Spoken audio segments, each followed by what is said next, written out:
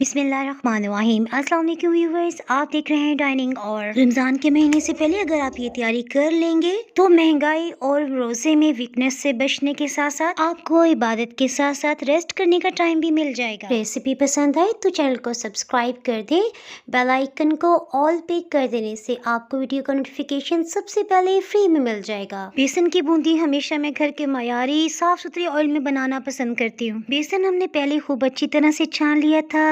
आप इसके लिए कोई भी कप या प्याली ले सकते हैं। रूटीन में रोटी बनाने के लिए आप जो लाल आटा इस्तेमाल करते हैं ना, वो हमने आधी प्याली, नमक आधी चाय की चम्मच और गरम मसाला पाउडर ये 1/4 टीस्पून है। बेसन की बूंदी को फुलाने के लिए और क्रिस्पी बनाने के लिए 1 चाय की चम्मच का चौथाई हिस्सा यानी 1/4 टीस्पून बेकिंग पाउडर शामिल करते सभी को अच्छी तरह से मिक्स कर रहे हैं। आप इसमें मीठा सोडा भी डाल सकते हैं। पानी इसमें रूम टेम्परेचर का ले रहे हैं, ये थोड़ी थोड़ी मिकदार में इसमें शामिल कर रहे हैं। बेसन की बूंदी की परफेक्ट शेप बनाने के लिए जरूरी है कि इसे ज्यादा पतला ना रखा जाए। ये मैं आपको जूम करके दिखाती हूँ। देखें इसकी डो इस तरह से गाढ़ी हो गई है, सो हम थोड़ा सा पानी मजीद शामिल कर रहे हैं। इसमें एग बीटर यूज करने की बिल्कुल भी जरूरत नहीं है, बस हमने इसे इतना मिक्स करना है कि इसमें से किसी किस्म के भी लम्स हैं वो खत्म हो जाए। ऑयल को हमने इतना गर्म किया कि इसमें हल्की सी हीट महसूस हो रही है। बूंदी बनाने के लिए हम चावल वाले चम्मच के साथ साथ आलू वाले मैशर का इस्तेमाल करेंगे। सबसे पहले गोल सुराख वाले हम चावल बनाने वाला चम्मच जो होता है ना, उसको यूज करें। हीट को बिल्कुल लो ही रखा हुआ है, इससे बूंदी इंशाल्लाह बहुत क्रिस्पी बनेगी। चम्मच पर डाल लेने के बाद हम दूसरे चम्मच से इसे प्रेस कर रहे हैं। इस चम्मच में सुराख थोड़े छोटे हैं, सो बूंदी गोल शेप में बन रही है।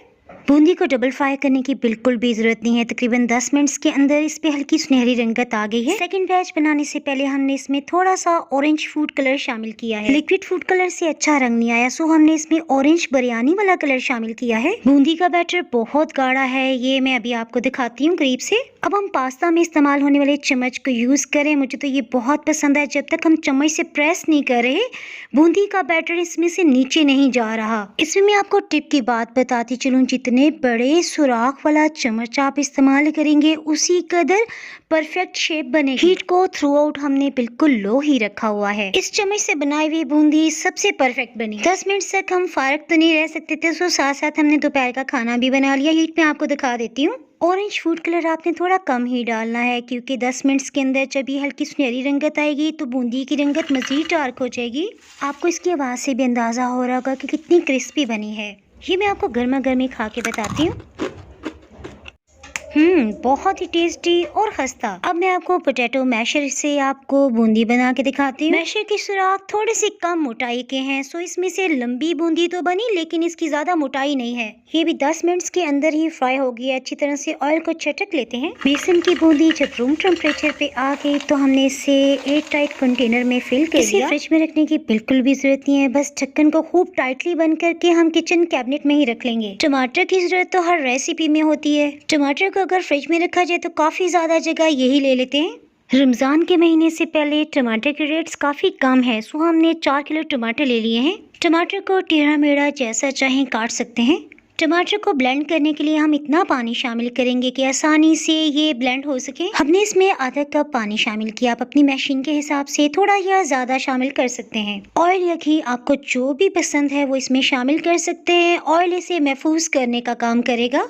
250 ml या फिर आप समझें कि 1 पाव हमने ऑयल इसमें शामिल किया है। जब तक ये बॉइलिंग पॉइंट पे नहीं आता तब तक हम हीट को मीडियम लो रख रहे हैं। पहले की तरह सेकंड बैच को भी हम ब्लेंड कर रहे हैं। पैन में टमाटर का मिक्सचर बॉइलिंग पॉइंट पे आ गया, सो हमने साथ ही हीट को लो कर दिया ताकि टमाटर की विटामिन जाया ना हो। इस मिक्सचर में बार बार चम्मच लाने की बिल्कुल भी जरूरत नहीं है, सो हीट को हम बिल्कुल लो करते हुए फ्रोजन पराठे बना लेते हैं। ये पराठे रमजान में हमारे बहुत काम आएंगे। सबसे पहले फ्रोजन पराठे के लिए हम आटा गूंद लेते हैं। पानी हम रूम टेम्परेचर पे लेंगे। सिंपल जिस तरह हम रोटी बनाने के लिए आटा गूंदते हैं ना, बिल्कुल उसी तरह से इसे गूंद लेंगे, यानी ना नरम और ना ही सख्त। पराठों को नरम बनाने के लिए पिघला हुआ मक्खन या फिर रूम टेम्परेचर पे घी, ये हम 2 चम्मच शामिल कर रहे हैं। अच्छी तरह से मिक्स कर लेते हैं। सभी खुश्क आटा खत्म हो चुका है और ये देखें तकरीबन एक डो की शेप में आ गया है। अब मजीद पानी इसमें नहीं डालेंगे। पानी में सिर्फ हाथ को डिप करेंगे और पानी की नमी जो हाथों पे लग जाएगी ना, बस उसी से हम गूंद लेंगे। सिर्फ 2 से 3 मिनट्स के अंदर डो बहुत अच्छी तरह से तैयार हो चुकी है।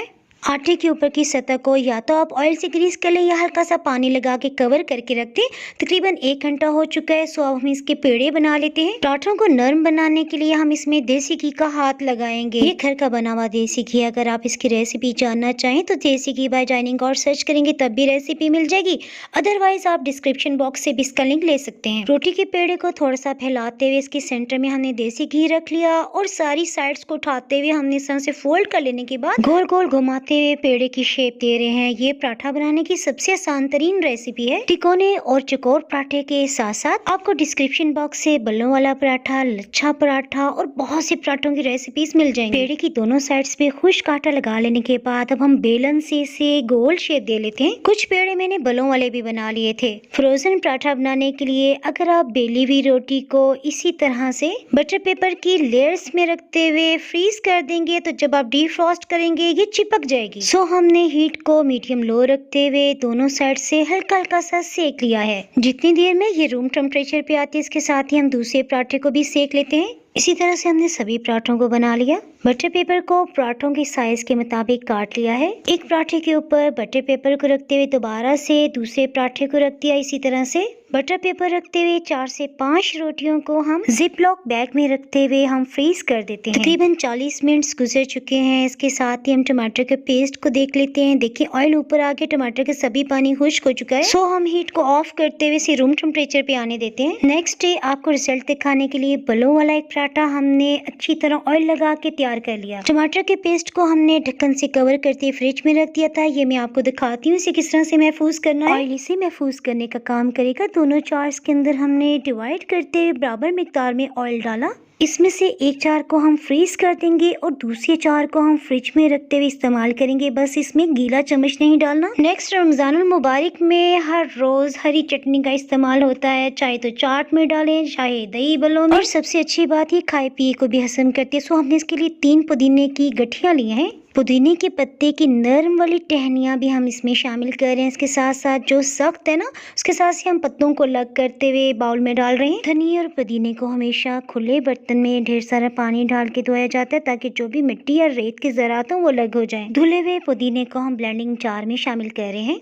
40-40 ग्राम्स की हमने धनिए की 2 गठियाँ ली हैं। इनकी जड़ों वाले हिस्से को काटते हुए अलग कर लेने के बाद जो पत्ते खराब है इसको हम अलग कर रहे हैं। अगर आप धनिए को काट लेंगे ना तो इसे ब्लेंड करते हुए पेस्ट बहुत स्मूथ बनेगा। अगर आप स्पाइसी तेज पसंद करते हैं तो आप 8 से 10 हरी मिर्ची काट के इसमें शामिल कर सकते हैं। नॉर्मल स्पाइसेस के लिए 3 हरी मिर्ची जो कि लाल रंग में कन्वर्ट होगी वो लिए हैं और 3 ही हरी मिर्ची इसमें शामिल की। चटनी को ब्लेंड करने के लिए हम इसमें 1.5 कप यानी 1.5 कप पानी शामिल कर रहे हैं। आपने देखा ना कि हमने इसमें नमक नहीं डाला। अब आप इससे चाहे तो दही बल्लों में डालें, चाहे चटनी बनाएं और चाहे तो चना चाट में इस्तेमाल कर सकते हैं।